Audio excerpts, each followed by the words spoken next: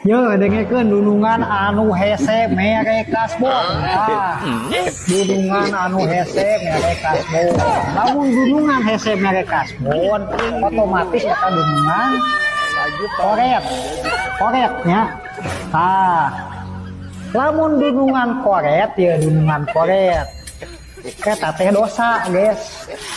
Jadi lamun urang koret teh dosa.